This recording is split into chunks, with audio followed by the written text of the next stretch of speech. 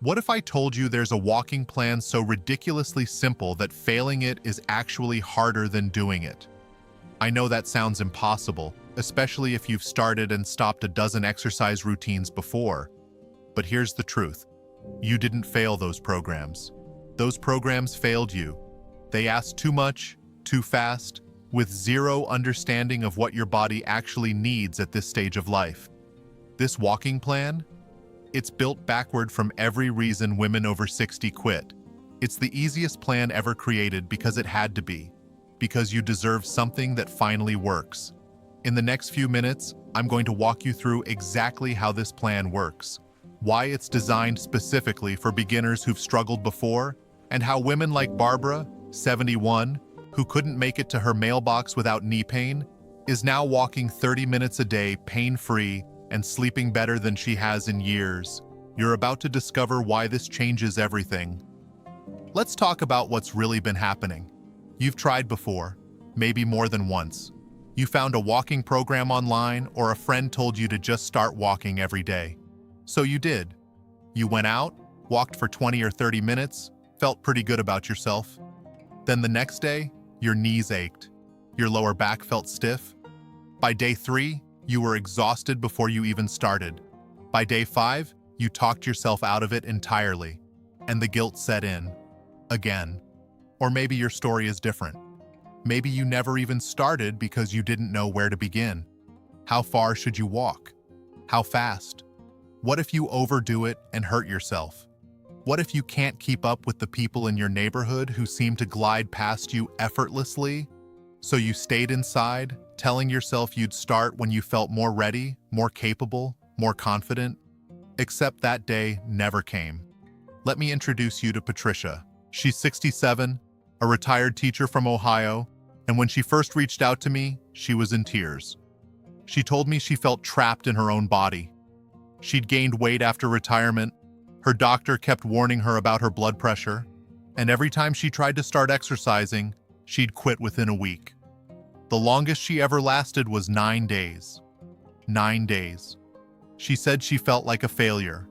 She was afraid that at her age, with her fitness level, maybe it was just too late. Maybe her body simply couldn't do it anymore. And the worst part? She was terrified of pushing too hard and ending up injured, stuck on the couch for weeks, even worse off than before. Does any of this sound familiar? The overwhelming confusion about where to start? The history of quitting that makes you doubt yourself before you even begin? The very real fear that you'll hurt yourself because you don't know what's safe anymore? The desperate wish for someone to just tell you exactly what to do, step by step, so you don't have to figure it all out alone. And underneath it all, that quiet voice whispering that maybe you're just not strong enough, not disciplined enough, not young enough anymore. You are not alone in this. And in just a moment, I'll show you exactly why most walking plans completely ignore what actually stops women over 60 from succeeding. But first, let's address what most people get completely wrong about starting a walking routine. Here's the biggest myth. More is better. People think if walking is good, then walking longer, faster, and every single day must be even better. So they jump in with both feet, often literally, and their bodies revolt. Here's what actually happens. Your joints, your muscles, your cardiovascular system, they all need time to adapt. After 60, that adaptation period is longer. Not because you're weak, but because your body is being smarter about protecting itself. When you ignore that and push too hard too fast, you don't build strength. You build inflammation, pain, and a very good reason to quit. The second myth? That you need fancy gear, a gym membership, or a walking group to be accountable. The truth is, external accountability without internal structure fails almost every time. Because the moment that friend cancels, or the weather is bad, or you just don't feel like being social, you have no plan. You're relying on circumstances instead of a system that works regardless of circumstances. Here's a surprising fact that changes everything. Research shows that women over 60 who start with just 10 minutes of walking 3 times per week have nearly identical long-term adherence rates as those who start with 30 minutes daily. But here's the kicker. The 10-minute group reports significantly less pain, fewer injuries, and much higher confidence levels after the first month. They don't burn out, they build up, slowly, safely, and sustainably. So what actually works? Let me break down this walking plan that's engineered to be impossible to fail. First, it starts with what I call the minimum viable walk. This is not about what you think you should be able to do. It's about what you can do right now, today, without pain, without dread, and without needing to recover for 2 days afterward. For most women I work with, that's 10 minutes. Some start with 8, some with 5. And you know what? That's perfect. Because the goal in week 1 is not fitness, it's proof. Proof that you can do this. Proof that your body responds. Proof that you can be consistent. You walk that minimum amount 3 times in your first week. Not every day, 3 times, with rest days in between. Your body needs those rest days to adapt, to strengthen, to prepare for more. Second, you add time, not intensity. Every week, you add just 2 minutes to your walk. That's it, 2 minutes. So week 2, you're walking 12 minutes, 3 times. Week 3, 14 minutes. This gradual progression is based on how connective tissue actually adapts. Tendons and ligaments respond to consistent, gentle stress over time. Rush it, and they get angry. Respect the timeline, and they get stronger. Third, you walk at a conversational pace. If you can't hold a conversation while you're walking, you're going too fast. This is not about huffing and puffing and proving something. This is about building a sustainable habit that your body loves, not fears. At a conversational pace, you're working aerobically, which means you're burning fat, strengthening your heart, and not triggering that inflammatory response that leads to pain and quitting. Quick note, if you want all of this laid out for you step by step, I put together a complete program called the Forever Walking System for Women Over 60. Everything you need in one place. Check the pinned comment below and grab it. Fourth, you track only one thing: completion. Not speed, not distance, not calories, just, did you do your walk today? Yes or no. This removes the pressure of performance and replaces it with the simplicity of showing up.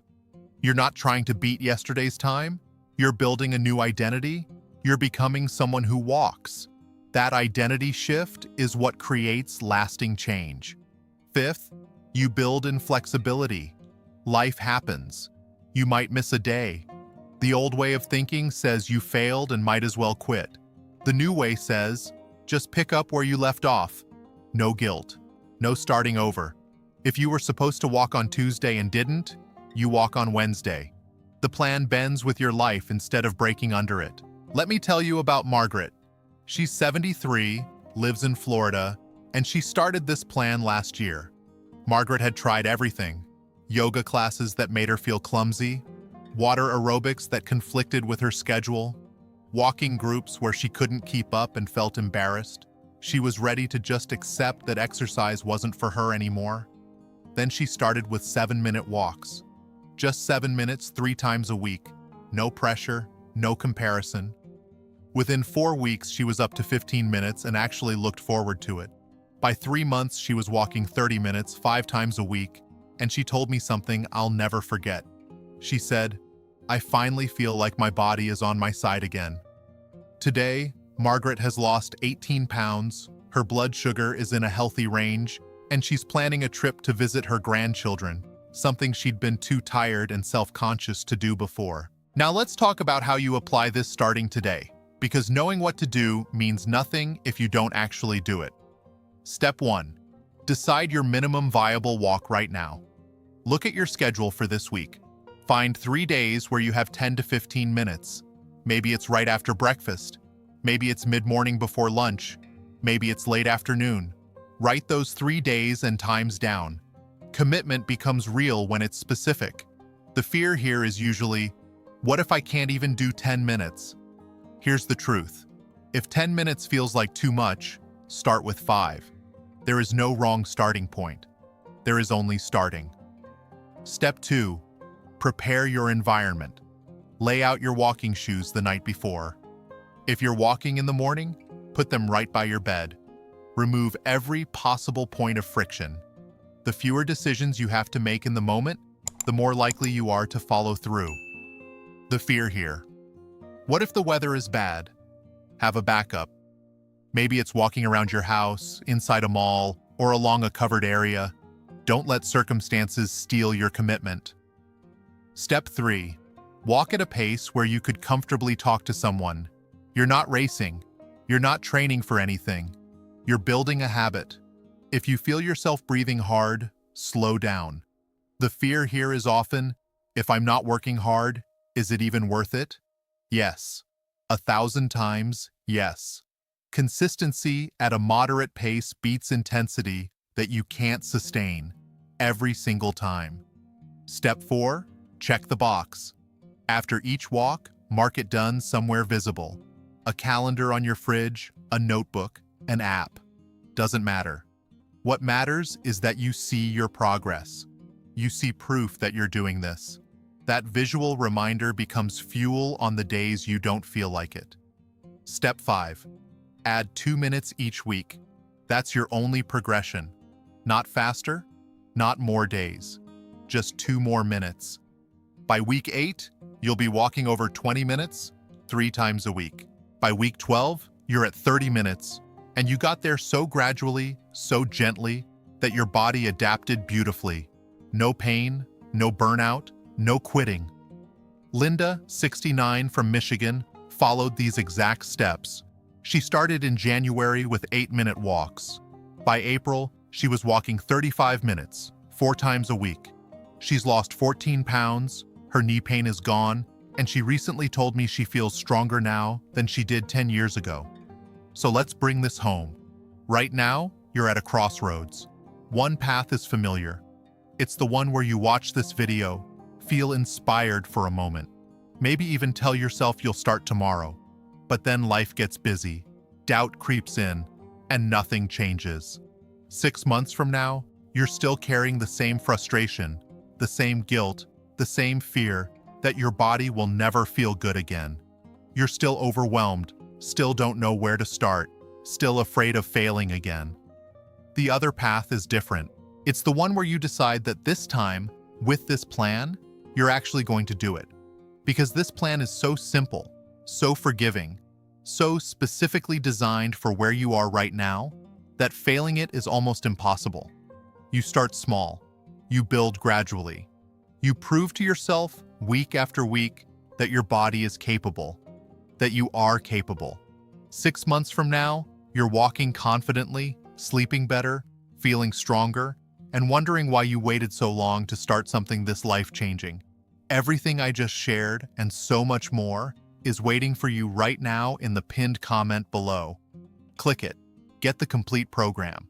Because you don't have to figure this out alone, and you definitely don't have to keep living in a body that feels like it's working against you. Don't wait. You deserve to feel strong. You deserve to move without pain. You deserve a plan that actually works. And now, you have one.